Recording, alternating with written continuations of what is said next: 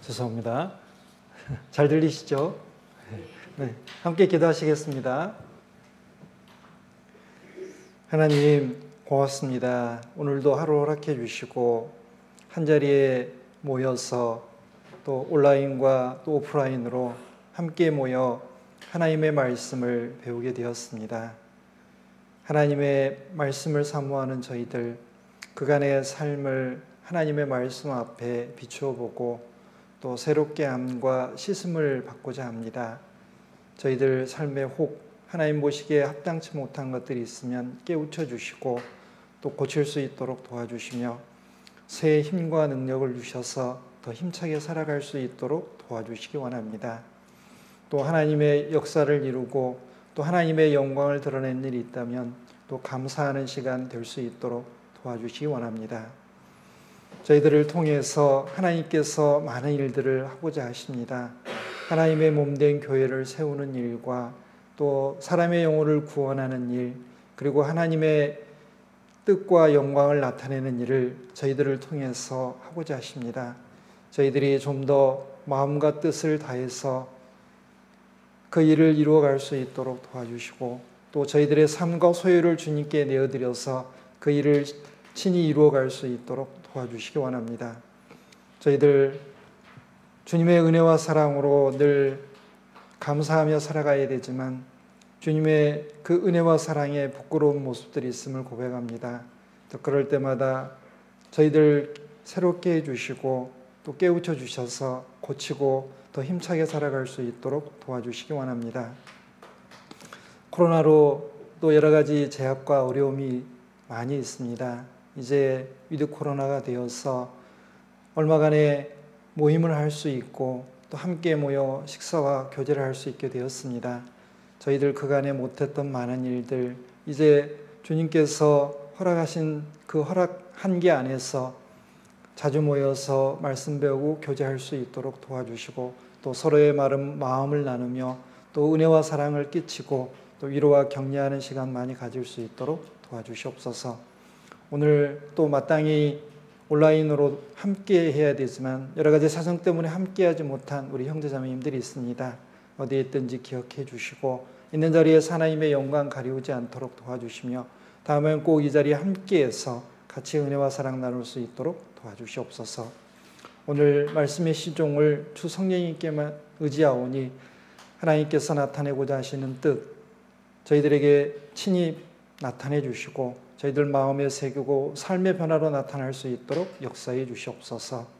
언제나 저희들 사랑해 주시는 예수님 이름으로 감사하며 기도드렸습니다.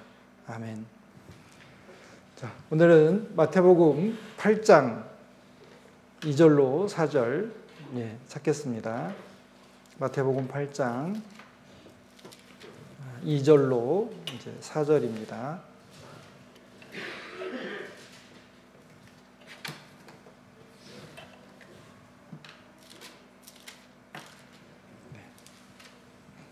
마태복음 8장 2절로 4절 제가 읽을 테니 눈으로 따라 읽어주시면 되겠습니다. 마태복음 8장 2절부터 4절까지 제가 읽겠습니다. 한 문둥병자가 나와 절하고 가로되 주여 원하시면 저를 깨끗게 하실 수 있나이다 하거늘 예수께서 손을 내밀어 저에게 대시며 가라사대 내가 원하니 깨끗함을 받으라 하신대 즉시 그의 문둥병이 깨끗하여진지라. 예수께서 이르시되 삼가 아무에게도 이르지 말고 다만 가서 제사장에게 내 몸을 보이고 모세의 명한 예물을 드려 저희에게 증거하라 하시니라. 오늘은 예수님께서 한 문둥병자를 고쳐주신 내용을 가지고 하나님의 뜻에 대해서 특별히 주여 원하시면이라는 제목을 가지고 좀 살펴보도록 하겠습니다. 성경에서 이 문둥병은 이제 죄를 말하고 있습니다. 그래서 성경에서는 이 문둥병자를 죄인이라고 말하고 문둥병을 고쳐주시는 것을 죄인이 구원받는 모습으로 이제 그리고 있습니다. 문둥병자는 감각이 없고 통증을 느끼지 못합니다. 통증을 느끼지 못하니까 좋겠다라고 생각하시는 분이 있는데 그렇지 않습니다. 몸에 통증이 없으면 아픔을 느끼지 못하니까 몸이 아파도 고칠 수가 없습니다. 또 위험이 닥쳐도 피할 수가 없습니다. 그래서 문둥병자들은 자신의 손과 발이 손에서 발에서 떨어져 나가도 아픔을 느끼지 못하기 때문에 그냥 보고만 있어야 됩니다. 그리고 몸이 이렇게 썩어갑니다. 그래도 잘 느끼지 못해요. 이게 이렇게 문둥병자의 손과 그리고 얼굴을 좀 가져왔습니다. 좀 끔찍하죠. 그런데 이 문둥병에 걸린 한 사람이 이제 예수님께서 이렇게 역사를 하고 계시니까 거기에 찾아와서 이제 문둥병을 낫게 해주시기를 구했습니다. 그런데 이 문둥병자는 좀 특이하게 이제 이야기를 했습니다. 문둥병을 고쳐주세요라고 말씀드린 게 아니고 주님이 원하시면 저를 깨끗게 하실 수 있습니다. 제가 문둥병 고침 받기를 간절히 원하는데 그것뿐만 아니라 주님께서도 저를 고쳐주실 마음이 있어야 제가 고침을 받을 수 있습니다. 이렇게 얘기를 했습니다. 즉, 이 문둥병자는 자신의 병 고침을 주님의 권한에, 주님의 손에 이렇게 맡겨드렸습니다. 주님이 고쳐주실 마음이 있으시면 저를 고쳐주시고, 고쳐줄 마음이 없으시면 안 고쳐주셔도 됩니다. 괜찮습니다. 라는 마음으로 주님께 이렇게 구하고 있습니다. 그런데 예수님은 당연히 손을 내밀어서 고쳐주셨습니다. 말씀을 이렇게 하셨습니다. 내가 원하노니 깨끗함을 받으라.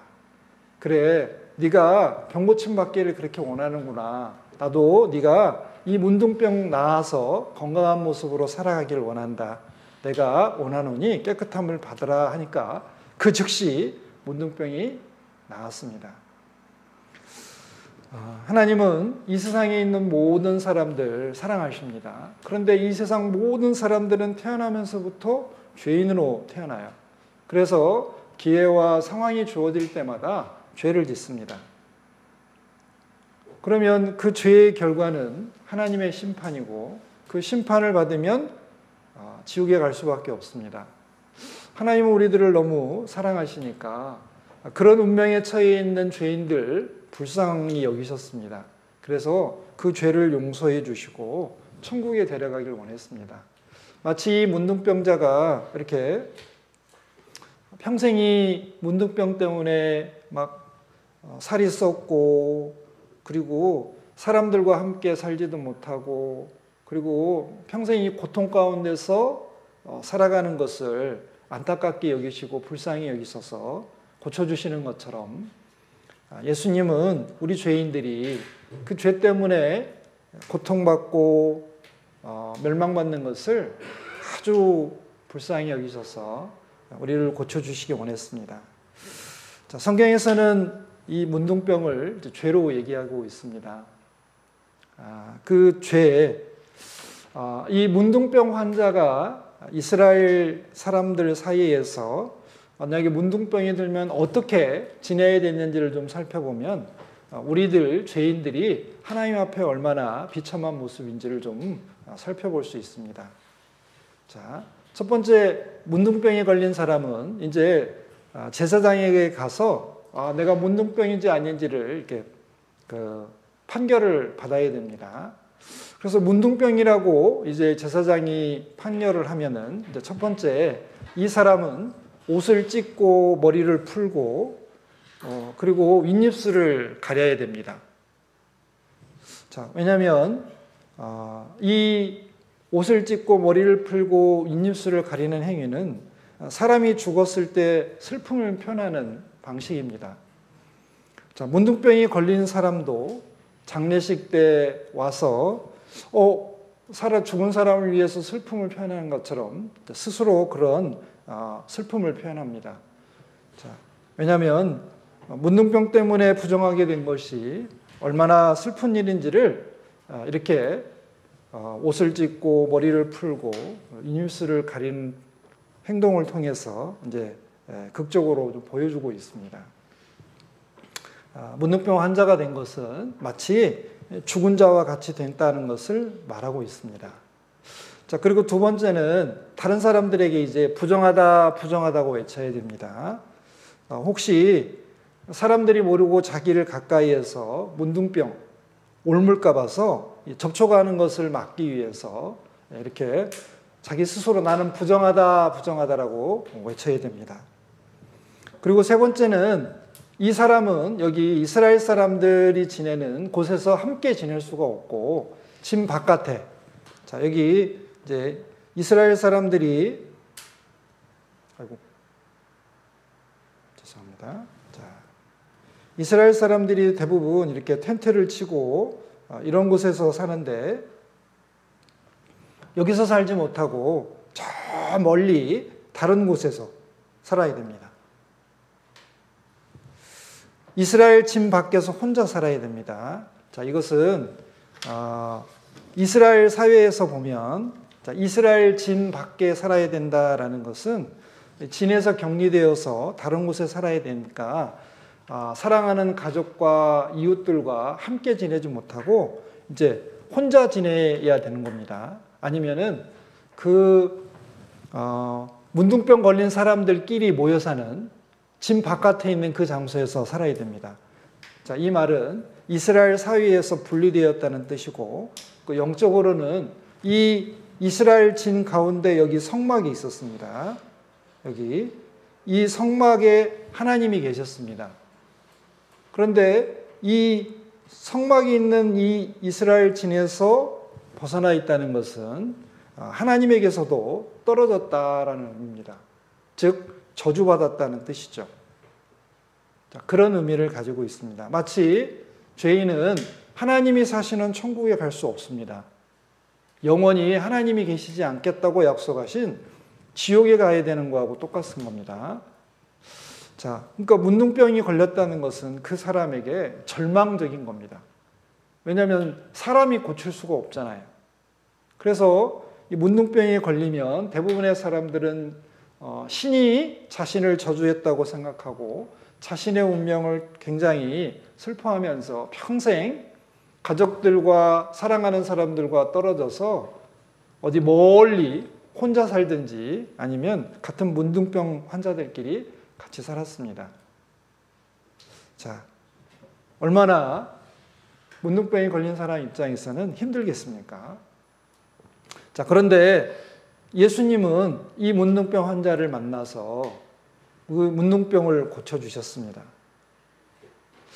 자, 마태복음에서 여러 기적들이 많이 나오는데 8장 시작하면서 이 문둥병 고쳐주는 기적으로 이 마태복음 그 내용이 이어지고 있습니다. 예수님께서 5장에서부터 7장까지 산상수훈을 하셨습니다.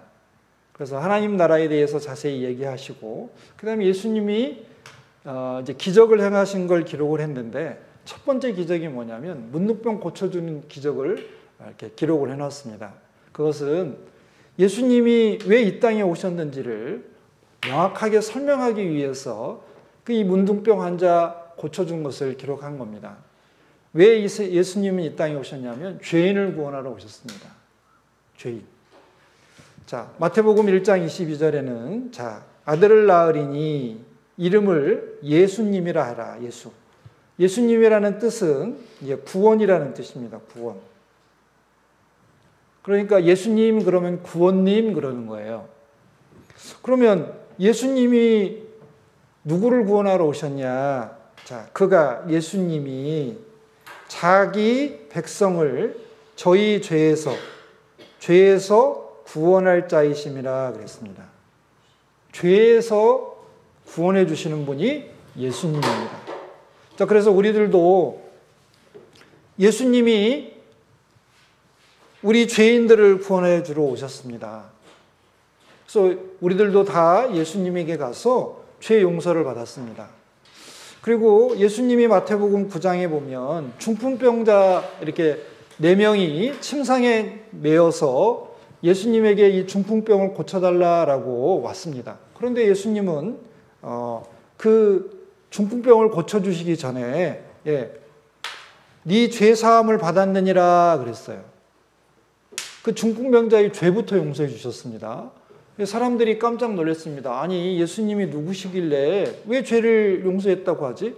죄는 하나님만이 용서해 주는데 저 사람은 사람이면서 왜 하나님처럼 행동하지? 참남하다 그랬습니다.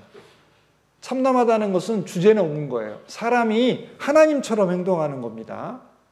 그래서 예수님이 뭐라고 하셨냐면 인자가 예수님이 세상에서 죄를 용서하는 권세가 있는 줄 너희로 알게 하려 하노라 그랬습니다. 예수님은 죄 용서해 주는 권세가 있으셨어요. 이 땅에 오신 목적도 죄를 용서해 주시기 위해서 오셨습니다. 그래서 많은 기적을 예수님이 행하셨습니다. 문둥병도 고쳐주시고 병든 열병도 고쳐주시고 12의 혈루증도 고쳐주시고 안전뱅이도 고쳐주시고 소경 눈도 띄워주시고 그런 모든 기적들이 죄 용서해 주는 것을 알게 하기 위해서 그리고 죄 용서해 주는 권세가 있다는 것을 사람들에게 알려주시기 위해서 그 기적을 일으키신 겁니다. 자, 예수님은 죄인을 구원하러 오셨습니다. 그러니까 우리는 예수님이 죄를 용서해 주러 오셨으니까 죄 용서를 받았습니다. 자, 예수님은 영혼의 의사입니다. 영혼의 의사. 자, 문둥병을 고쳐주는 의사가 정말 대단한 의사인 것처럼 예수님은 우리들 죄를 용서해 주시고 천국에 데려가십니다. 예수님은 우리들 죄를 용서해 주러 오셨습니다. 그래서 우리들이 다 죄 용서받고 천국 가게 된 거죠. 자, 이 문둥병 환자, 문둥병 고침받아서 정말로 기뻤을 겁니다. 왜냐하면 아무도 고쳐줄 수 없는 그 병을 예수님이 고쳐주셨잖아요. 그리고 이제 그 사람은 집 밖에서 사는 게 아니고 이제 이스라엘 사람들이 살고 있는 진 안에 들어와서 사랑하는 가족들과 함께 살 수 있었잖아요. 자, 그것은 죄인이 구원받고 하나님이 계신 천국에 와서 그리고 구원받은 형제자매님들과 함께 살 수 있다는 것을 나타내고 있습니다. 자, 그러면 이제 문둥병 환자가 어떻게 문둥병 환자가 문둥병을 고침받기 위해서 한 행동들을 잠깐 이제 살펴보겠습니다. 여기 보면 첫 번째는 예수님께 찾아가서 예수님을 만났습니다. 그리고 엎드려 절을 했습니다. 중요한 거는 이 엎드려 절하는 거 굉장히 중요합니다.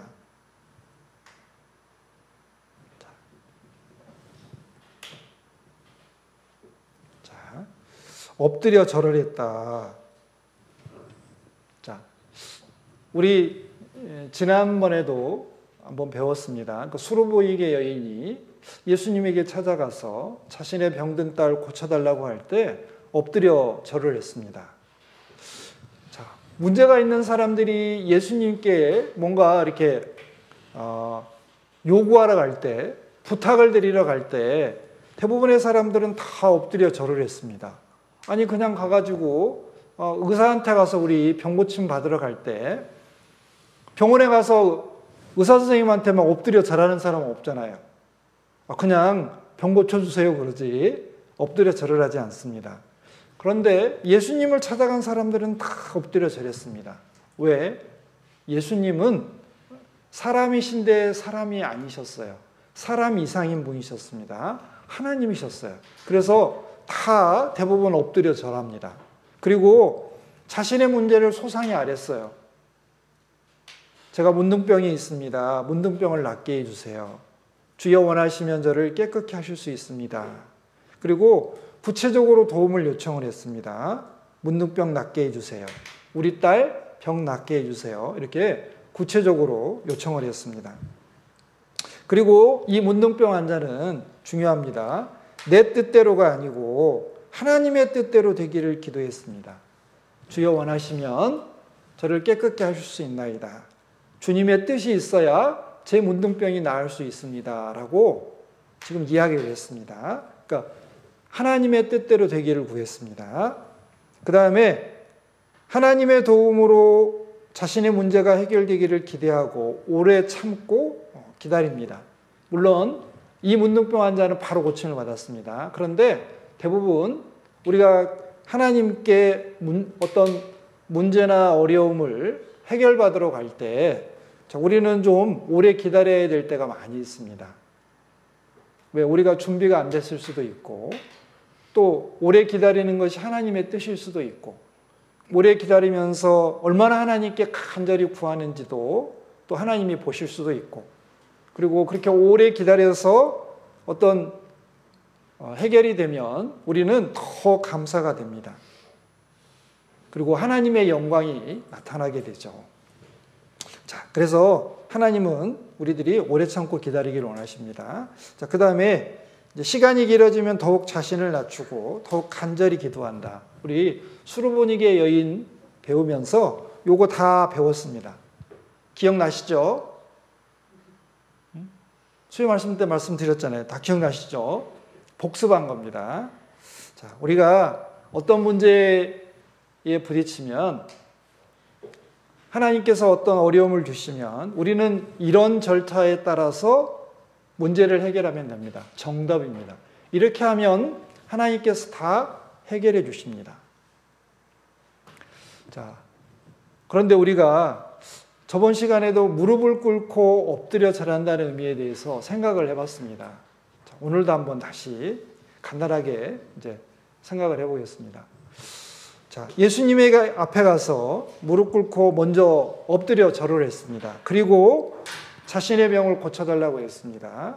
자, 이 무릎 꿇고 엎드려 절한다는 의미는 크게 이제 5가지 의미가 있습니다. 첫 번째는 하나님을 하나님으로 높이고 경배하는 겁니다. 이 경배라는 게 뭐냐면은 존경해서 공손히 절을 하는 겁니다. 우리가 아들이 부모님에게 엎드려 절하는 것처럼, 신하가 왕에게 엎드려 절하는 것처럼 우리 하나님의 백성인 우리들, 하나님이 만드신 사람인 우리들은 당연히 우리를 만들어주신 하나님께 엎드려 경배하는 것이 맞습니다. 자, 두 번째는 우리가 엎드려 경배한다는 것은 그분 앞에 우리들 자신을 낮추는 겁니다. 자, 나는 낮은 사람입니다. 어떻게 표현합니까? 무릎 꿇고 절을 함으로써 표시하잖아요. 자, 그래서 우리가 기도를 할 때 우리는 항상 무릎을 꿇고 좀 기도해야 돼요. 그게 하나님을 존경하는 표현이고 하나님 앞에 자신을 낮추는 겁니다. 그럼 낮추면 뭐가 좋으냐? 자, 자신을 낮추면 하나님의 은혜가 내려와요. 물이 높은 곳에서 낮은 곳으로 흐르는 것처럼 하나님의 은혜는 항상 어떻게 해요?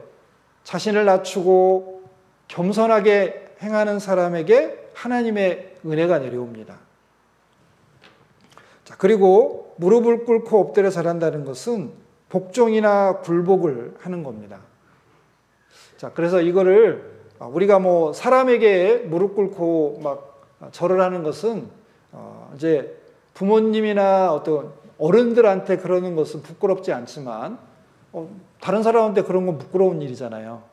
자, 그런데 이것을 우리 저번 시간에 우리가 하나님께 우리들 마음도 생각도 우리들 계획도 굴복시켜야 된다는 걸로 교훈받았습니다.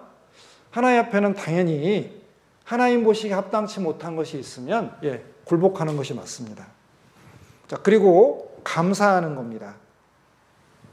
보통 하나님의 은혜를 받은, 예수님께 은혜를 받은 사람은 엎드려 절하면서 또 감사를 표현했습니다. 그리고 엎드려 이렇게 절하고 뭐 했냐면 대부분 뭔가를 요청했어요. 이렇게 병을 고쳐주세요. 뭔가를 해결해 주세요라고 구했습니다. 기도하는 겁니다. 자, 이런 의미를 가지고 있습니다. 자, 그런데 특별히 예수님께 무릎 꿇고 기도하는 것은 너무 당연한 일입니다. 살펴보겠습니다. 자, 우리는 당연히 마땅히 예수님께 무릎 꿇고 경배해야 됩니다. 왜? 예수님은 우리를 만드신 분이고 우리를 구원하시기 위해서 십자가에 직접 죽으신 분이잖아요. 그리고 지금은 성령님으로 함께 오셔서 나와 함께 하시는 분입니다. 그리고 나를 고아와 같이 버려두지 아니하시고 내가 어렵고 힘들 때마다 위로해 주시고 격려해 주시고 또 필요할 때마다 합당한 도움을 내려주시는 분이세요. 우리를 도와주시는 분입니다. 그리고 내가 실족치 않도록 나를 늘 붙잡아 주시는 분이세요. 그리고 천국에 갈 때까지 내가 이 믿음에서 떨어지지 않도록 또 교회 안에서 보호받고 성장할 수 있도록 도와주시는 분이세요. 그러니까 우리는 이분에게 당연히 무릎을 꿇어야 됩니다. 그리고 우리가 주님께 대한 존경과 사랑을 무릎 꿇고 기도하는 것으로 표현해야 돼요. 기도 안 하면서 나는 예수님을 존경하고 사랑합니다. 안 돼요. 표현해야 되는데 무릎 꿇고 골방에 들어가서 혼자 있는 시간에 하나님과 기도함으로써 하나님에 대한 존경과 사랑을 표현해야 됩니다. 기도하지 않으면 내가 하나님을 존경하고 사랑한다는 거에 거짓말일 수 있어요. 내가 하나님을 정말 사랑하고 존경한다면 늘 우리는 하나님 앞에 아침에 일어났을 때도 무릎을 꿇고 그리고 저녁에 잘 때도 무릎을 꿇고 기도하는 것이 너무 당연한 겁니다. 그런데 나는 기도 안 해요. 그러면서 나는 하나님 사랑해요. 안 됩니다. 기도하셔야 됩니다. 기도로 무릎 꿇고 기도하는 기도로 자신의 사랑을 표현하는 겁니다. 그리고 우리가 무릎 꿇고 자신을 낮추면 하나님의 음성을 더 잘 들을 수 있습니다. 내가 무릎 꿇고 그 간절한 기도 속에서 하나님의 뜻을 훨씬 더 잘 깨달을 수 있어요. 자, 이 문둥병자가 예수님한테 가서 엎드려 절하고 주여 원하시면 저를 깨끗게 하실 수 있습니다 라고 했어요. 자, 엎드려서 제 병 고쳐주세요 라고 했습니다. 그래서 예수님이 내가 원하노니 깨끗함을 받으라 그래서 바로 고침을 받았잖아요. 자, 우리는 자신을 낮추잖아요. 무릎을 꿇고 기도하잖아요. 하나님의 뜻을 잘 깨달을 수 있어요. 자, 기도가 어떤 때 잘 되시던가요? 옆에서 막 시끄러운 음악 소리가 나고, 죄송합니다. 저기 하죠. 앞에서 누군가 막 왔다 갔다 해요. 그리고 막 옆 사람하고 뭔가 막 해요. 그럴 때 기도가 잘 안 되잖아요. 기도가 잘 될 때는 조용한 방에 들어가서 무릎을 꽉 꿇고 그리고 눈을 감을 때, 손을 모을 때 그때 기도가 참 잘 됩니다. 마음속에 있는 이야기를 하나님 앞에 솔직하게 다 이야기할 수 있어요. 그리고 하나님의 뜻이 무엇인지 잘 들려요. 자, 여러분들 우리 농인 형제자매님들이 귀가 뜨일 때가 있어요. 언제냐? 골방에 들어가서 무릎 꿇고 기도할 때 여러분들 정말 하나님의 음성이 들려요. 여러분들 무릎 꿇으셔야 돼요. 기도하셔야 돼요. 그러면 여러분들 하나님의 음성을 들을 수 있어요. 하나님의 말씀을 들을 수 있어요. 그리고 우리는 자주 주님께 무릎을 꿇어야 됩니다. 아침에 한 번 저녁뿐만 아니라 필요할 때마다 내 삶에 어렵고 힘든 일이 생길 때마다 자주 무릎을 꿇어야 돼요. 그래야 우리가 은혜를 받을 수 있습니다. 그래야 우리가 하나님으로부터 생명과 어떻게 해요? 그리고 좋은 것들을 다 그때 공급받을 수 있어요. 그래야 하나님께서 우리를 마음껏 축복하실 수 있어요. 문둥병자가 예수님 앞에 무릎을 꿇었을 때 예수님은 정말 기쁘셨을 거예요. 그리고 주여 원하시면 저를 깨끗게 하실 수 있나이다 그랬을 때 원하고 말고 내가 원하는 이 깨끗함을 받으라 하고 축복해 주셨잖아요. 그 병 고쳐주셨잖아요. 자, 그리고 우리가 무릎 꿇는 바로 그곳이 주님이 계시는 곳이에요. 은혜의 보좌예요. 우리 구약 성경에 보면 대제사장이 1년 한 번씩 그 피를 가지고 이스라엘 백성의 1년 죄를 용서받으려고 지성소에 들어갔습니다. 근데 딱 1년에 한 번밖에 못 들어가요. 대속죄일 날. 그런데 우리는 그 지성소를 아무 때나 들어갈 수 있어요. 왜? 우리들은 제사장이 되었고 내가 조용한 곳에서 무릎을 꿇고 하나님을 부르는 그곳이 하나님께서 나와 만나주시는 그 지성소가 돼요. 거기가 은혜의 보좌예요. 자, 우리가 무릎을 자주 꿇어야 됩니다. 자, 그리고 무릎 꿇고 기도하는 것은 자, 우리에게 여러 가지 의미가 있습니다. 보면 자, 우리가 어떤 때 기도를 정말 간절히 하게 돼요? 기쁘고 즐거울 때예요? 아니면 외롭고 슬프고 어렵고 고통스러울 때예요? 그래서 우리가 고난과 어떤 시련이 주어지면 무릎을 꿇게 돼요. 왜? 힘들고 고통스러우니까. 그리고 자신의 능력으로 해결이 안 되니까. 자, 그때 우리는 주님께 무릎을 꿇고 주님의 뜻이 무엇인지 물어야 됩니다. 왜 이런 어려움을 주셨는지 하나님 제게 깨닫게 해주세요. 욥처럼 욥의 고난의 의미가 무엇인지 하나님께 간절히 구해야 됩니다. 그리고 정말 기도 중에 깨달은 그 뜻이 정말로 주님의 뜻인지 점검해 봐야 됩니다. 내가 무릎 꿇고 기도했는데 엉뚱하게 깨달을 수 있잖아요. 그래서 어떤 분은 이제 하나님께 잘못해서 징계를 받아서 교통사고가 나가지고 팔이 부러졌어요.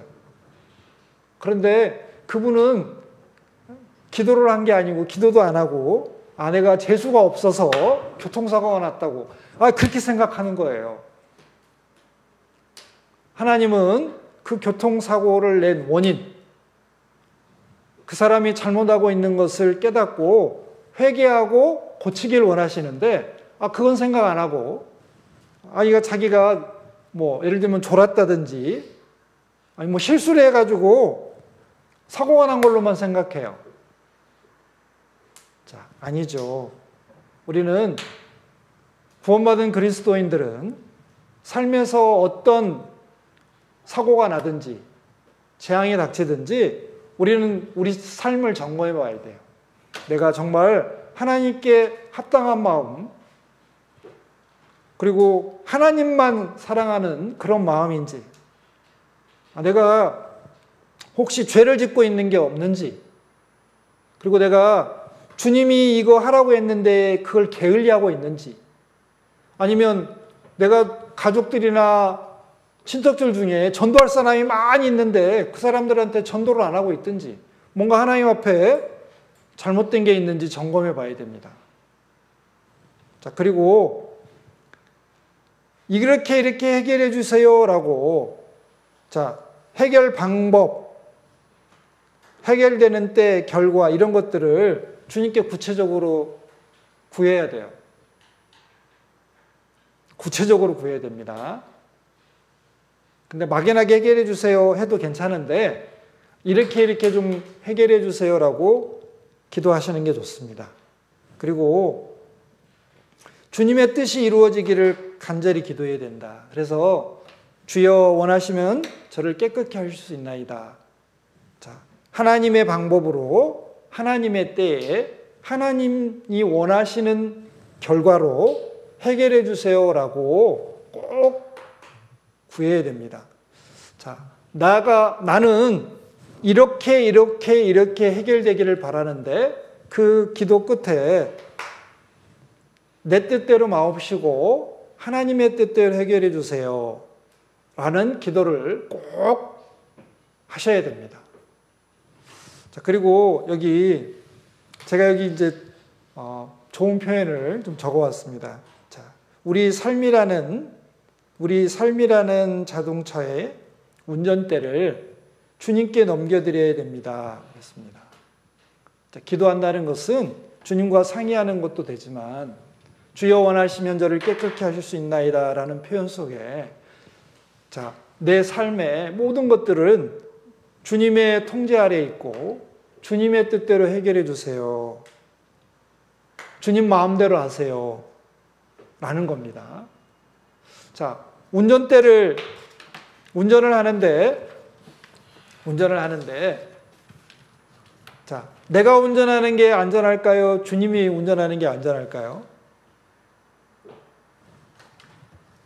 잘 모르시겠죠? 자, 누가 더 운전 잘할 것 같아요? 근데 하나님은 운전면허 없잖아요. 하나님은 운전면허 없는데 운전하시면 잘할까요? 못할까요? 잘하시고 말고요. 하나님은 이 세상에 있는 모든 사람들, 그리고 이 세상에 일어나는 모든 일들, 그리고 앞으로 일어날 일까지 다 알고 계시니까 그분이 운전을 하면 어떻게 해요? 가장 안전한 곳으로 가장 빠르게 도착할 수 있어요.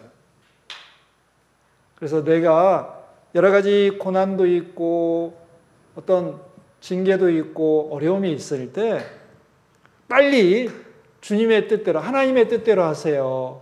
저는 하나님의 뜻에 순종하겠습니다. 라고 내 삶을 주님께 그냥 맡기세요. 그래서 내 삶이라는 운전대를 주님께 넘겨드리면 편해요. 자, 그리고 또 어떤 목사님이 이렇게 얘기했어요. 자, 기도를 안 하면 내가 내 문제를 해결을 해야 되는데 기도하는 순간 내 문제가 하나님의 문제가 된대요. 왜냐하면 하나님은 나의 아버지시고 그리고 내가 어렵다고 빨리 도와달라고 요청을 했으니까 이제 더 이상 내 문제가 아니고 하나님의 문제가 되는 거예요. 그러니까 얼마나 좋아요. 그러니까 우리는 무릎을 꿇어야 돼요. 즉 무릎 꿇고 기도해야 돼요. 그리고 주님과 대화해야 돼요. 그리고 구체적으로 이렇게 해주세요라고 구해야 돼요. 그리고 기다려야 돼요. 그리고 주님의 뜻이 이루어지기를 바라야 돼요. 그리고 주님의 뜻이 나타나면 즉시 순종하는 게 필요합니다. 자, 이게 이제 잠깐 문둥병을 통해서 무릎 꿇는 의미에 대해서 여러 가지 다양하게 좀 살펴봤습니다. 자, 그러면 이제 주여 원하시면 저를 깨끗게 하실 수 있나이다 그랬습니다. 자, 제가 다시 한번 읽어보겠습니다. 자, 한 문둥병자가 와서 절하고 가로되 주님, 주여 원하시면 주님의 뜻이라면 저를 깨끗게 하실 수 있습니다. 주님의 뜻이 아니면 안 고쳐주셔도 됩니다. 그런데 제가 병 낫기를 원하고 주님도 내 병 낫는 것을 기뻐하시면 그게 주님의 뜻이라면 저를 낫게 해 주십시오라고 했습니다. 자, 그랬을 때 예수님은 손을 내밀어서 그 문둥병자에게 대시고 가라사대 내가 원하노니 깨끗함을 받으라 하셨어요.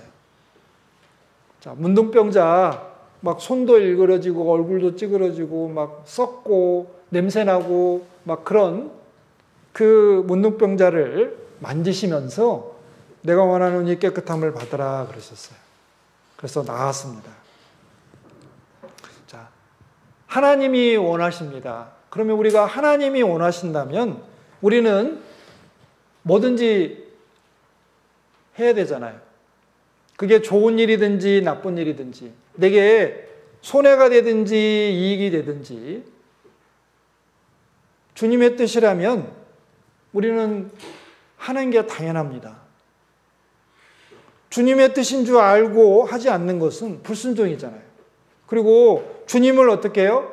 하나님이나 아버지로 대하지 않는 겁니다. 주님의 뜻이 나타나면 우리는 순종해야 되는 겁니다.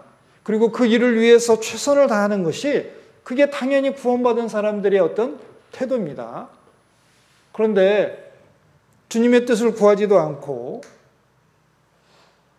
그리고 주님의 뜻이 나타났는데 순종도 하지 않는다면 우리는 구원받지 못한 사람하고 똑같아요.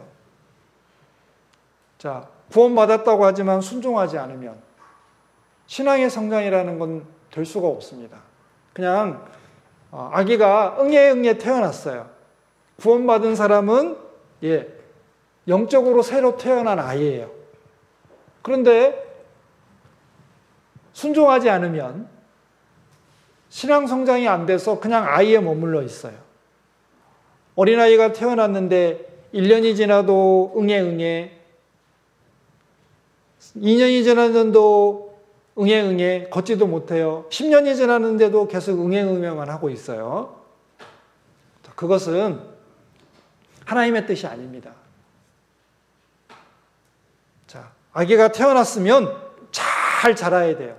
잘 먹고 막 뛰어다니고 놀고 그리고 공부도 하고 부모님의 뜻도 잘 알아서 순종함으로 잘 자라야죠. 그게 하나님의 뜻입니다. 자, 하나님은 원하시는 게 있습니다.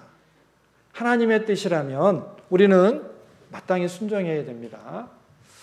자, 하나님은 이 세상에 있는 모든 사람이 구원받기를 원하십니다. 그런데 왜 이렇게 구원받지 못하는 사람이 많을까요?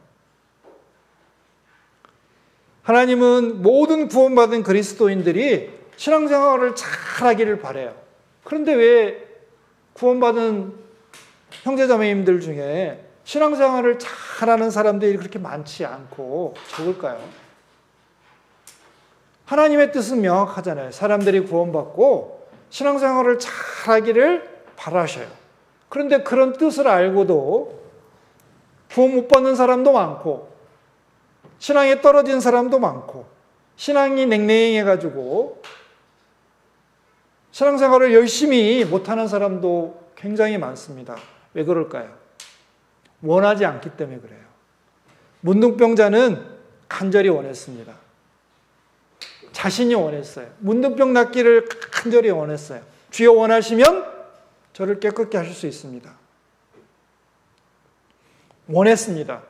하나님도 원하셨어요. 예수님이 내가 원하노니 깨끗함을 받으라 그러셨잖아요. 자, 신앙생활을 잘하는 것은 마음의 소원이 있느냐 없느냐입니다. 간절함이 있느냐 없느냐예요. 간절함이 있는 사람, 뜻을 세우고 뭔가를 해보려고 노력하는 사람은 신앙생활을 잘하게 돼 있어요. 그리고 구원도 받게 돼 있습니다. 고넬료라는 사람이 하나님을 잘 섬겼잖아요. 그래서 구원을 못 받았으니까 천사가 나타나서 고넬료의 집에 가서 저기 멀리 있는 베드로라는 사람이 요빠라는 도시에 있으니까 데려다가 말씀을 듣고 구원을 받으라라고 하잖아요. 정말 마음속으로 하나님을 간절히 찾는 사람, 마음속에 하나님에 대한 소원이 있는 사람은 하나님이 지켜보시고 도와주시는 거예요. 자, 사람들이 하나님을 찾지 않아요.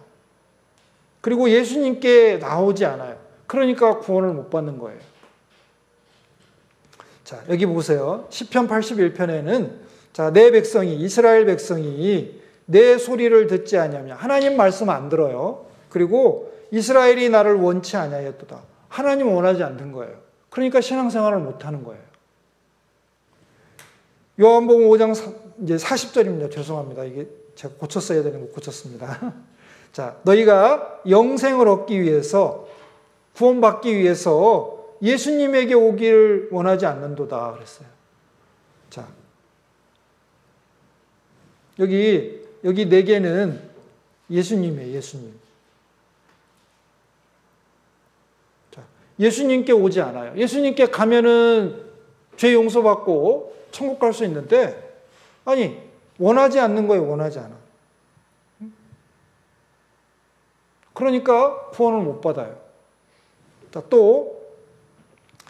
하나님께로 나오면 하나님이 구원도 해주시고 축복된 삶으로 회복시켜 주시는데 안 나오는 거예요. 자, 여기 예레미야에 보면 이스라엘 백성들에게 말씀하십니다. 배역한 자식들아 그랬어요. 배역이라는 건 뭐냐면 배반하고 하나님을 배반하고 하나님의 말씀을 거역한 사람들이라는 거예요. 배역한 자식들아. 자, 자식은 자식인데 아버지 말씀을 안 듣는 거예요. 그래서 돌아오라 그랬어요. 하나님께로 돌아오라. 내가 너희의 배역함을 고치리라 그랬어요. 돌아오면 하나님이 모든 걸 고쳐주세요. 그리고 회복시켜주세요. 그런데 안 와요.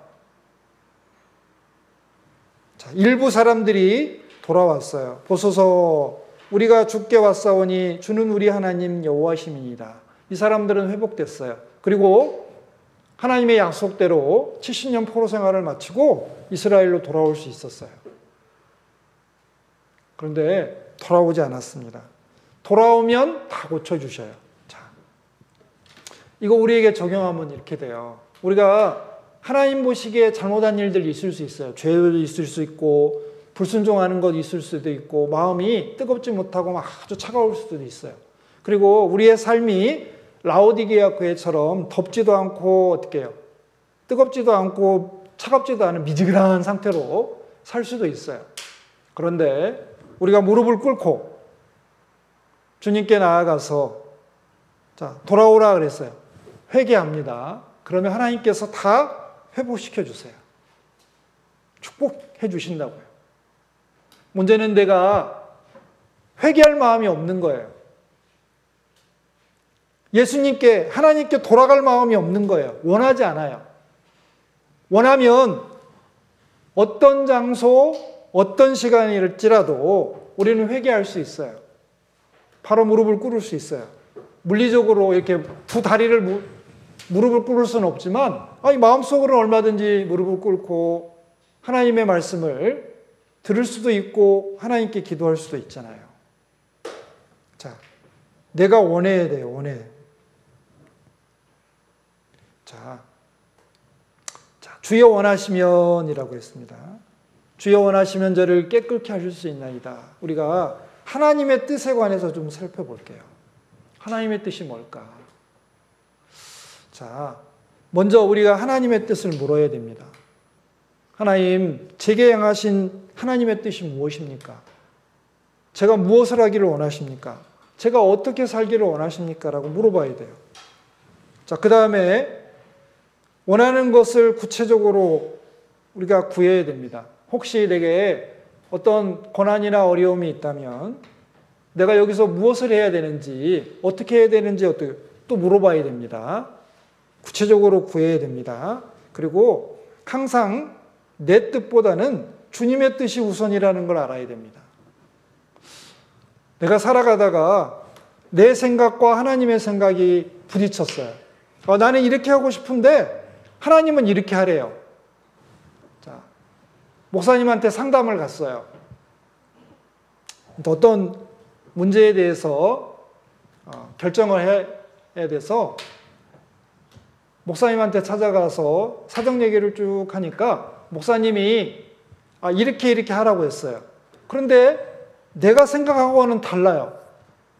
그럼 어떻게 해야 돼요? 내 생각대로 해야 돼요? 아니면 목사님이 하라고 한 대로 해야 돼요? 어떻게 해야 돼요? 목사님은 그냥 아무것도 모르니까 무시해요? 내 사정을 목사님이 어떻게 알겠어? 자, 내 뜻보다는 하나님의 뜻이 우선이에요. 그래서 내 생각과 하나님의 생각이 다르면 우리는 하나님의 뜻에 자신의 뜻을 굴복시켜야 돼요. 그게 무릎 꿇는 거예요. 자, 그리고 자신의 삶에서 일어나는 모든 일들을 하나님의 뜻 아래 두어야 돼요. 우리가 신앙생활 한다고 하면서 내 생각, 내 몸, 내 삶, 내 소유, 이 모든 것들이 주님의 통제 아래, 주님의 다스리심 아래에 있어야지 내 마음대로 하면 안 되잖아요. 주님의 뜻 아래에 두어야 돼요. 그리고 우리의 삶의 모든 것을 하나님의 뜻에 맞춰야 돼요. 또 맞춘다는 의미는 뭐냐면 내가 가지고 있는 시간과 어떤 물질이 있으면 그걸 주님과 주님의 일을 위해서 사용해야 된다는 거예요. 그리고 주님이 하시고자 하는 어떤 일에 내 시간과 물질을 투자해야 된다는 거예요. 그리고 내 삶의 계획을 교회의 계획에 좀 맞춰야 돼요. 나는 다음 달에 전도 집회가 있는데 나는 이때 출장 가야 되니까 일해야 되니까 나 전도 집회 참석 안 할래 하고 아예 전도 집회 난 일 때문에 참석 못해 이게 아니고 어떻게 해서든지 전도 집회를 참석하기 위해서 어떻게 해요? 나름대로 조정할 수 있으면 조정하고 일을 더 열심히 할 수 있으면 더 열심히 일을 해서 맞춰야죠, 그거를. 자, 그리고 하나님의 뜻을 알았다면 우리 계속 배우고 있습니다. 순종하고 하기 싫어도 복종해야 됩니다. 나는 신앙생활 잘한다 그러면서 순종을 안 해요. 그리고 나는 신앙생활 나는 누구보다도 잘하고 있어요. 나는 우리 농선부에서 내가 믿음이 최고로 좋아요 라고 하면서 순종을 안 해요. 그리고 이렇게 합시다 라고 했는데 끝까지 자신의 주장을 고집하고 복종도 안 하네요. 그러면 안 되겠죠. 그리고 내 삶의 주도권을 항상 주님께 넘겨드려야 돼요. 아까 배웠잖아요. 내 삶이라는 자동차의 운전대를 어떻게 해요? 하나님에게 넘겨드려야 됩니다. 그러니까 내 삶의 주도권은 항상 어떻게 해요? 나의 주인이신 하나님이 가지고 계셔야 돼요. 하나님이 이걸 해라 그러면 네, 저렇게 해라 그래도 네. 그게 내 삶을 주님께 드리는 거예요. 그리고 마지막으로 내가 하나님의 뜻에 순종하면 하나님의 소원을 이루어드리는 거예요. 하나님의 소원을 이루어드리니까 하나님이 얼마나 기뻐하시겠어요. 그러지 않을까요? 하나님이 하고 싶은 일이 있는데 내가 그 일을 잘했어요. 하나님이 너무 기뻐하시겠죠. 그래서 남은 시간 잠깐 이제 이걸 구체적으로 좀 몇 가지 살펴보려고 해요. 첫 번째, 먼저 하나님의 뜻을 물어야 된다 그랬습니다. 하나님의 뜻을 알아야 순종할 수 있잖아요. 자, 문둥병자는 무엇보다도 자신의 문둥병 고침받기를 아주 간절히 원했습니다. 그런데 자신의 문둥병 낫는 것이 예수님의 뜻인지 아닌지는 모르잖아요. 그러니까 예수님한테 가서 예수님이 원하시면 저를 깨끗게 하실 수 있습니다. 주님의 마음이 뭐예요? 물어봤습니다. 주님께서 대답해 주셨습니다. 내가 원하노니 깨끗함을 받으라. 원하고 말고. 자, 예수님께 우리는 물어야 됩니다. 하나님께 물어야 돼요. 자, 여기 로마서 12장 보겠습니다. 자, 너희는 구원받은 너희들은 이 세대 여기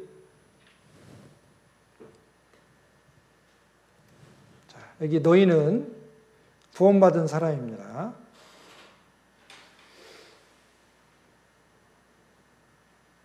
자, 구원받은 사람들은 이 세대, 지금 이 세상 사람들 이거 본받지 말고 이 세상 사람들은 돈 버는데 뭔가 쾌락을 누리는데 뭔가 이렇게 많은 걸 모아가지고 자식들한테 물려주려고 하는 거. 자, 그런 거 본받지 말고 오직 마음을 새롭게 함으로 우리 마음을 어떻게 해요? 말씀으로, 기도로, 교제로 새롭게 하는 거예요. 자꾸 왜 우리가 세상에 살아가면 세상에 있는 생각들이 마귀의 유혹들이 자꾸 들어와요. 우리가 슬리퍼를 신고 이렇게 돌아다니면 발에 먼지가 묻는 것처럼 슬리퍼 신고 돌아다니면 한 30분 돌아다니면 어떡해요? 발바닥 새카매지잖아요. 그런 것처럼 우리가 이 땅에 발을 딛고 세상 사람들과 함께 직장 생활도 하고 그리고 어떻게 만나서 이야기도 하고 하다 보면 어떻게 해요? 세상의 먼지들이 자꾸 묻어 들어오는 거예요. 세상 사람들의 생각, 세상 사람들의 계획, 세상 사람들이 추구하는 것들이 자꾸 들어와요. 자, 그럴 때마다 어떻게 해요? 말씀을 듣고 교제를 하고 기도를 함으로써 우리 마음을 새롭게 하는 겁니다.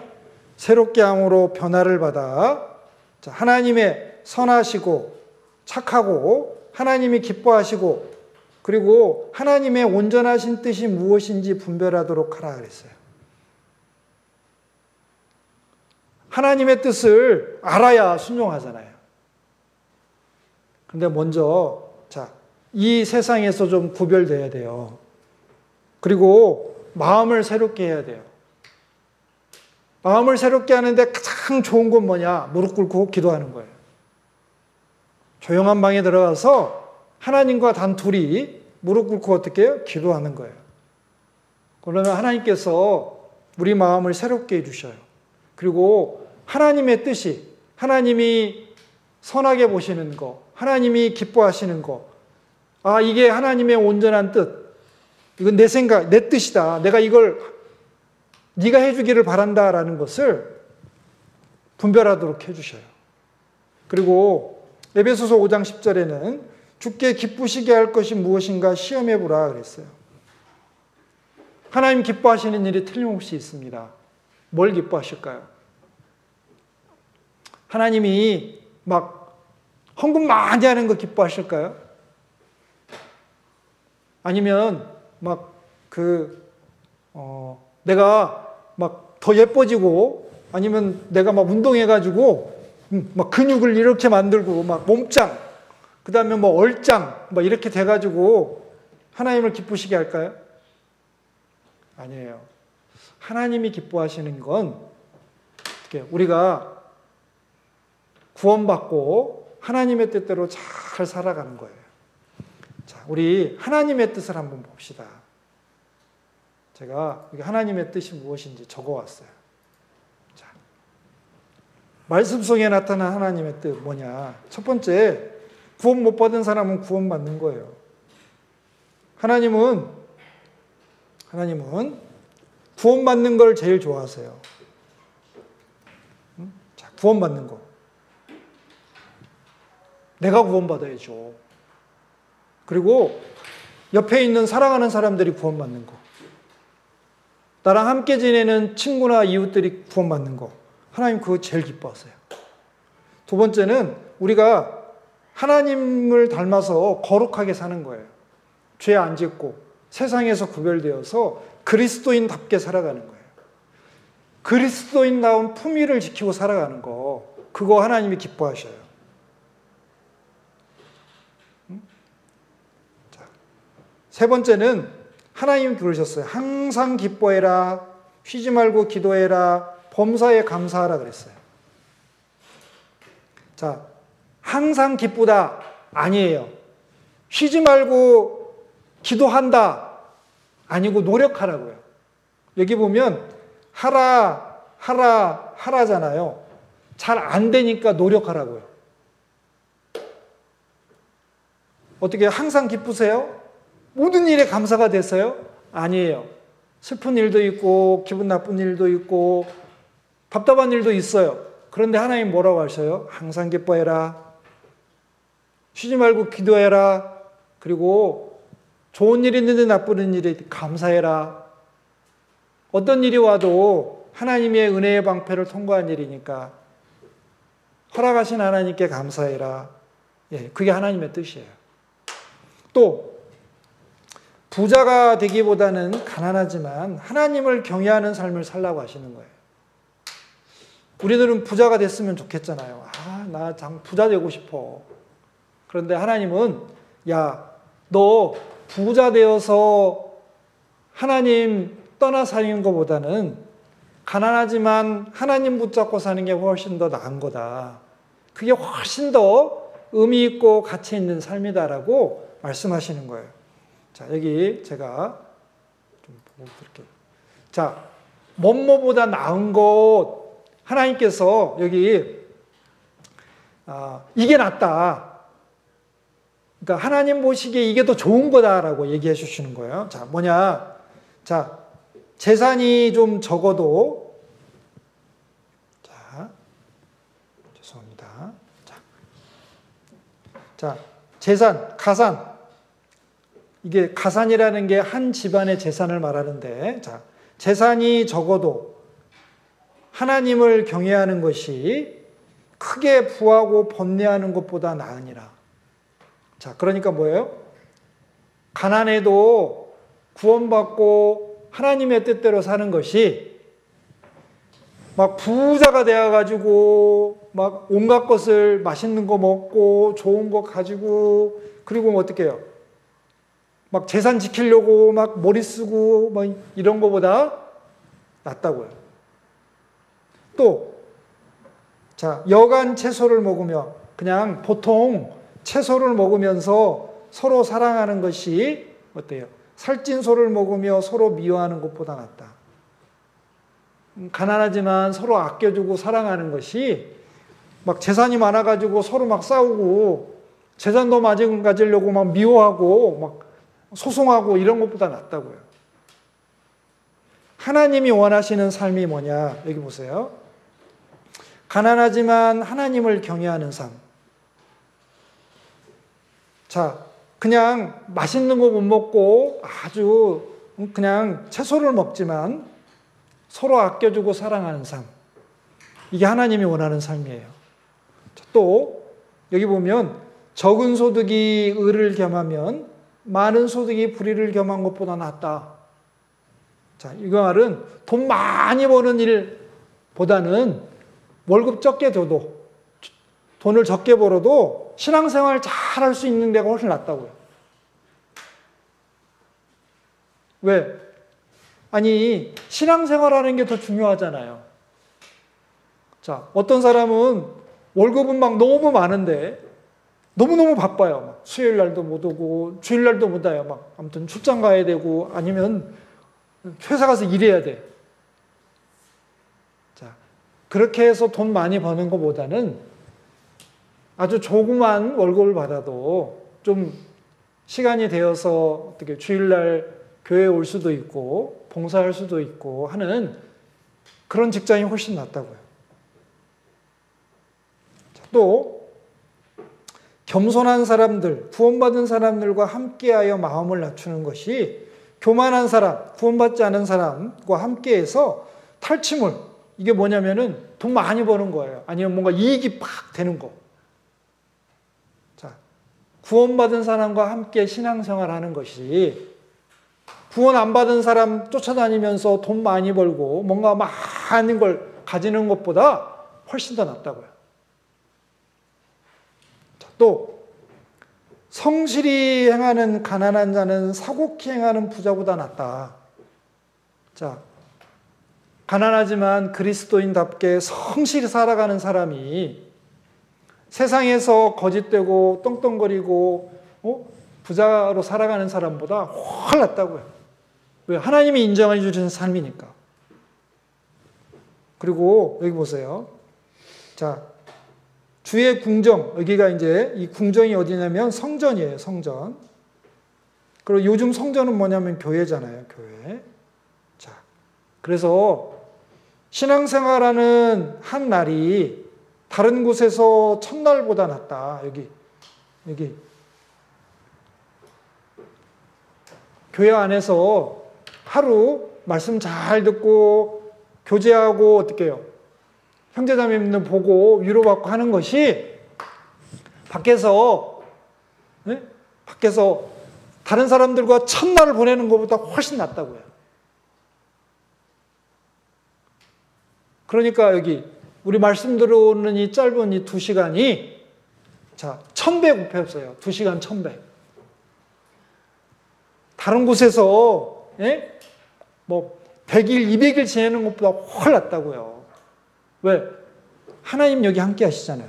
그리고 내가 오면은 비록 내가 졸려요, 지금. 눈이 감기고 힘들고 막 그래요. 목사님 소리 너무 힘들다 해도 그 짧은 말씀 듣는 그 시간이 훨씬 더 하나님 보시기에 좋다고요. 왜? 졸아도 은혜가 돼요. 하나님이 은혜 주셔요. 여기까지 오는데 쉽지 않았잖아요. 또 말씀 들으러 이렇게 스마트폰이나 이렇게 컴퓨터 앞에 나오는 게 쉽지 않잖아요. 하나님은 그걸 보시고 어떻게 해요? 은혜 베풀어 주신다고요. 축복해 주신다고요. 자, 그리고 여기 하나님 악인의 장막의 거함보다 내 하나님 문지기로 있는 게 좋다. 뭐가 좋냐?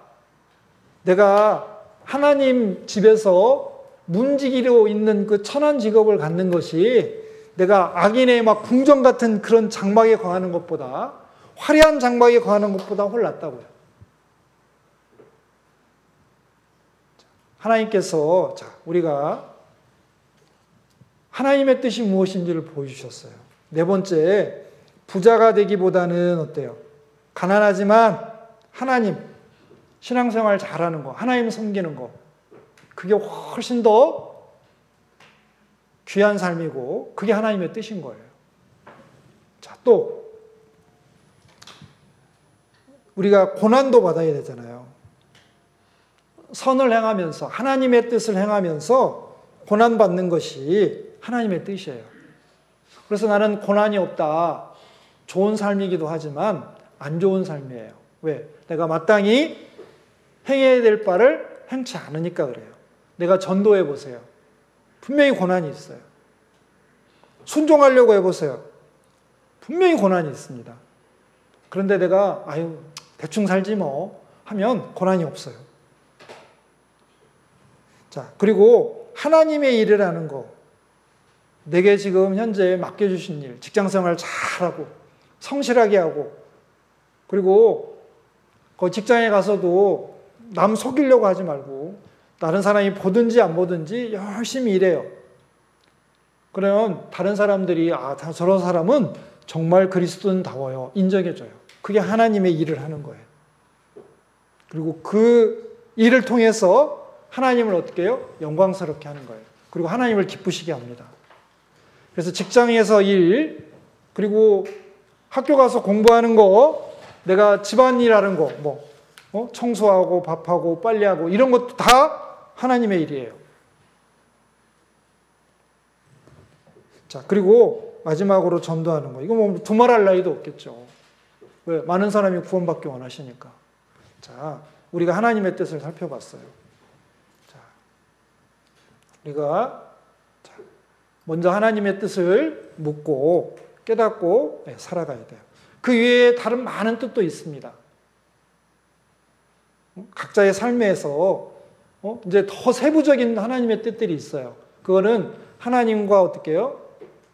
대화를 통해서 알아가는 겁니다. 자, 그리고 두 번째는 원하는 것을 구체적으로 구해야 된다 그랬어요. 하나님 이렇게 해주세요. 우리가 지금 세 번째 반복하고 있습니다. 세 번째. 이 내용이 아까 처음에 얘기한 거, 중간에 얘기한 거, 지금 얘기한 거 이렇게 반복되고 있어요. 자, 여기 보면 잠언 19장 2절에 지식 없는 소원은 선하지 못하다 그랬어요. 자, 이게 뭐냐면 하나님의 뜻을 모르는 소원 있잖아요. 나 이렇게 되게 해달라고. 예를 들면 나는 재벌이 되고 싶어요. 돈 제일 많은 사람 있잖아요. 그런 어떤 소원이 있을 수 있잖아요. 그런데 이 소원이 하나님의 뜻에 맞는지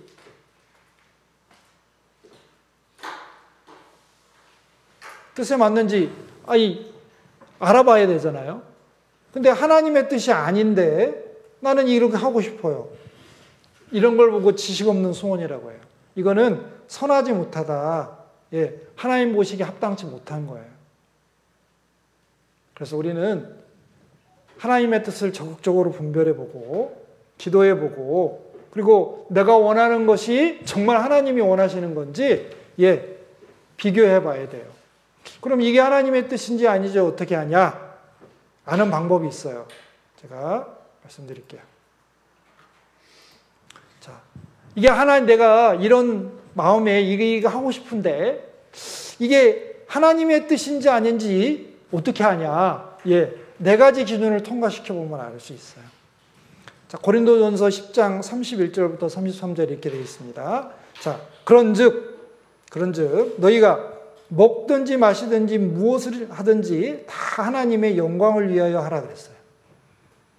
내가 어떤 마음의 소원이 있는데 이게 하나님의 영광이 되는지 알아봐야 돼요. 자, 두 번째는, 자, 유대인은 율법을 가지고 있습니다. 헬라인, 이 사람들은 지식을 가지고 있어요. 지혜가 있습니다. 하나님의 교회, 예, 성령님이 계시고 어떻게 해요? 하나님의 뜻이 있습니다. 거치는 자가 되지 말아라. 이 거친다는 것은 어떻게 해요? 혹시 사람들에게 비판을 받거나 아니면 죄가 된다는 거예요. 그러니까 유대인, 율법에게도 어떻게 해요? 걸리지 않아야 되고, 지식을 가지고 있는 헬라인에게도 어떻게 해요? 문제가 안 돼야 되고, 성령님의 뜻도 벗어나지 않아야 되는 그런 것이어야 된다. 내 마음에 있는 게, 내 선택과 결정이 그래야 된다고요. 그 다음에 세 번째는, 나와 같이 모든 일에 모든 사람을 기쁘게 하여 나의 유익을 얻지 않고 많은 사람의 유익을 구하여. 그러니까 나의 유익이 아니고 남의 유익을 구하는 거예요. 자, 이걸 다른 말로 하면 내가 고생하고 다른 사람을 편하게 해주면 돼요. 남의 유익. 그러니까 내가 고생하는 쪽으로, 다른 사람은 어떻게 해요? 고생 덜 시키는 쪽으로 결정하면 돼요. 그리고 또 저희로 구원을 얻게 하라 그랬으니까 전도가 되는 쪽으로. 자, 내가 어떤 선택이나 결정을 해야 된다. 아니면 내 마음의 소원을 가지고 있다. 그런데 첫 번째, 이것이 하나님의 영광이 되는지. 두 번째, 이게 혹시 죄나 다른 사람에게 어떻게 판단받는 일은 거침인 것이 되는지. 세 번째는 내 유익이 아니라 남의 유익이 되는지. 그리고 전도가 잘 되는지. 전도를 위해서 이게 꼭 도움이 될 건지 생각에 쭉 요 네 가지 기준을 통과시켜 보면 알 수 있다는 거예요. 자, 말씀드렸습니다. 이제 다 잘하실 거예요. 자, 그리고 항상 내 뜻보다는 주님의 뜻이 우선이에요. 그래서 여기 보세요.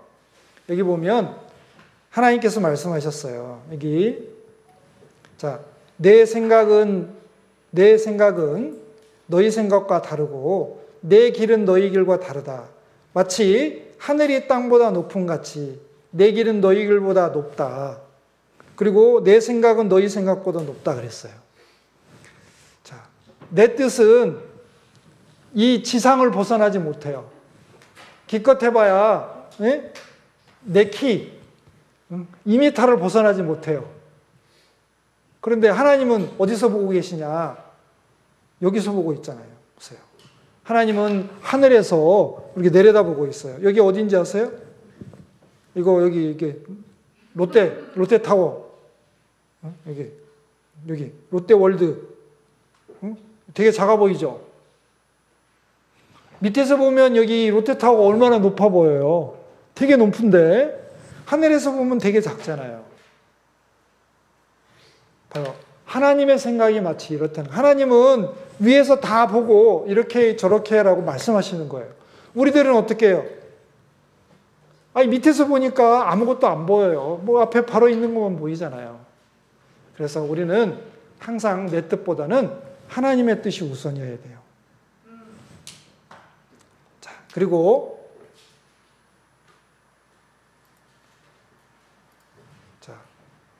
우리들 삶에서 일어나는 모든 일들은 하나님의 뜻 아래 두어야 돼요. 우리 노력해야 된다는 뜻이에요. 그리고 우리 삶의 모든 것을 하나님의 뜻에 좀 맞춰야 됩니다. 그래서 주님의 뜻이면 우리가 살기도 하고 이것저것을 하리라, 이게 우리의 마음이에요. 살기도 하고 죽기도 하고. 예, 주님이 죽으라고 하면 우리는 죽음에 나아갈 어떻게 각오를 하고 있어야죠. 그리고 기회가 주어진다면 죽어야 되겠죠. 그런데 요즘 시대는 순교를 잘 허락하지 않았어요. 우리가 그런 마음은 가지고 살아야 된다는 최소한. 그리고 이것도 하고 저것도 하리라. 주님의 뜻이라면 내가 뭐든지 다 하겠습니다. 순종하겠습니다. 제가 내 마음에 안 들어도 어떻게 복종이라도 하겠습니다. 이런 마음을 가지고 살아야죠. 그게 주님의 뜻이에요. 자, 여기 보세요. 하나님의 뜻을 알았다면 순종도 하고 어떻게 복종도 해야 됩니다. 자, 그리고 내 삶의 주도권을 어떻게 항상 하나님께 넘겨드려야 돼요.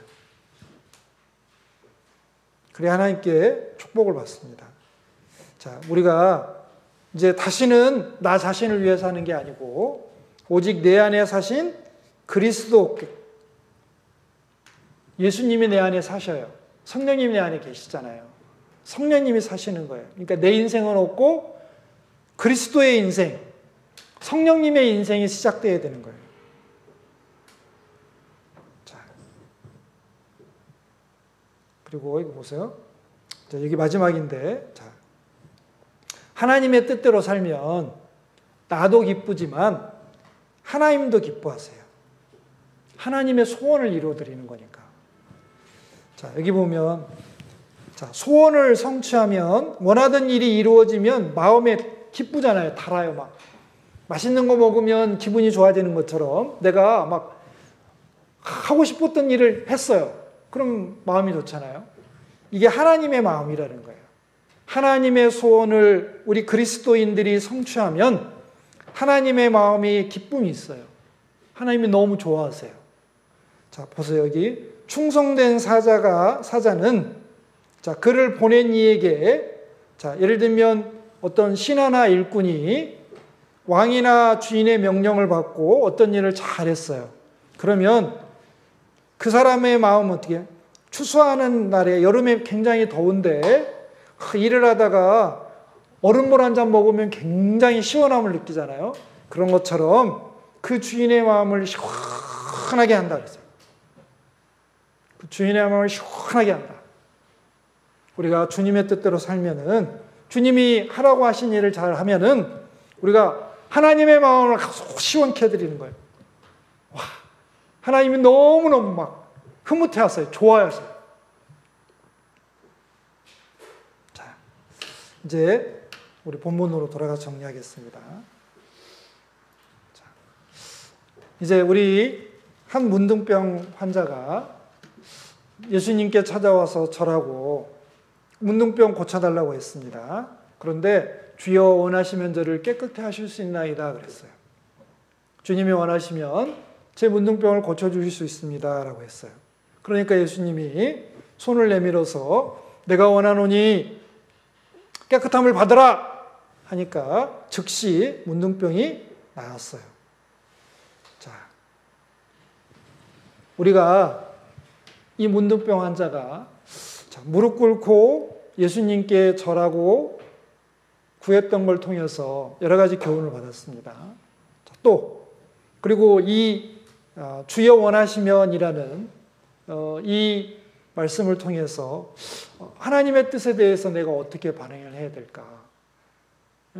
하나님의 뜻을 구하고 어떤 내가 하고 싶은 일이 하나님의 뜻에 맞는지 살펴보고, 그리고 하나님의 뜻이 나타나면 내가 순종해야 되고 복종해야 되고, 그것이 하나님을 기쁘시게 하고 하나님께 영광이 된다는 것을 좀 간단하게 살펴봤습니다. 맞습니다. 우리는 주님의 뜻이면 살기도 해야 되고 죽기도 해야 됩니다. 로마서 14장에 보면 이렇게 되어 있습니다.